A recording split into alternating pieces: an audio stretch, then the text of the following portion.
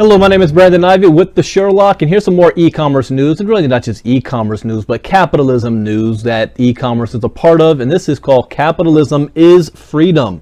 The 10 countries with the wealthiest citizens. And this is a very interesting take on this. It's not the countries that have the most money. Obviously, United States will be the wealthiest. This is going by the countries that the people in those countries. How wealthy are the people?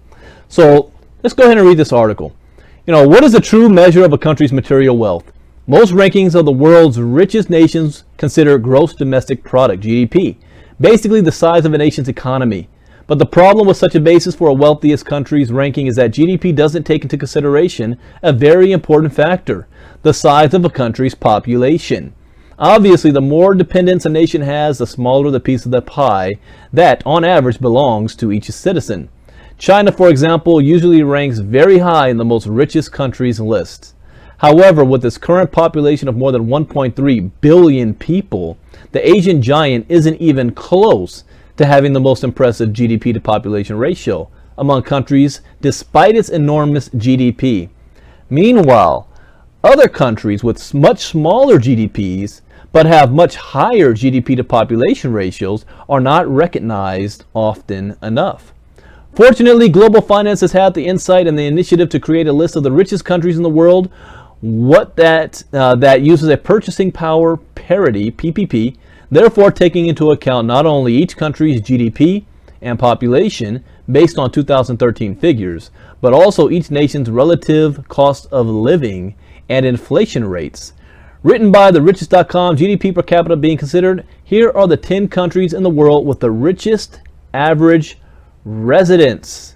Yeah, I want to view all of this on one page so I don't have to scroll all the way through. Number 10, Australia, $44,000 GDP per capita. You have number 9, Switzerland, 46,000 GDP per capita. Number 8, United Arab Emirates, 49,883. Number 7, United States, 51,248.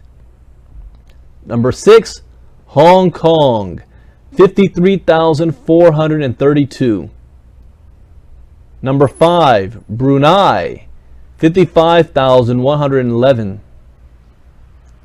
Number 4, Norway, 56,663.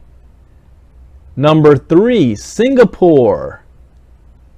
That is a boat on top of those 3 buildings. I saw a picture of that back in the day. 61,567. Luxembourg, 79,593. And number 1, Qatar, with 105,000. That's twice what the United States. I'm going to read Qatar. As if it weren't already the richest country in the world with its 210 billion GDP and population of only over 2.3 million, Qatar is still doing an outstanding job of diversifying its petroleum and liquefied natural gas dependent economy. In fact, despite a slowdown in the nation's hydrocarbon sector, Qatar's economy still managed to grow 4.1% year on year during the first quarter of 2015. The expansion was mainly due to an impressive 11.4% growth in construction, fueled by massive projects like the Masharib downtown Doha development and the Doha Metro, as well as a series of other substantial infrastructure projects. Furthermore, Qatar's transportation sector registered an impressive 19.21% cumulative net profit from January to June of this year. Simply put, all indicators seem to point to the richest citizens in the world growing even richer in the years to come. My name is Brandon Ivey, the Sherlock. Bye-bye.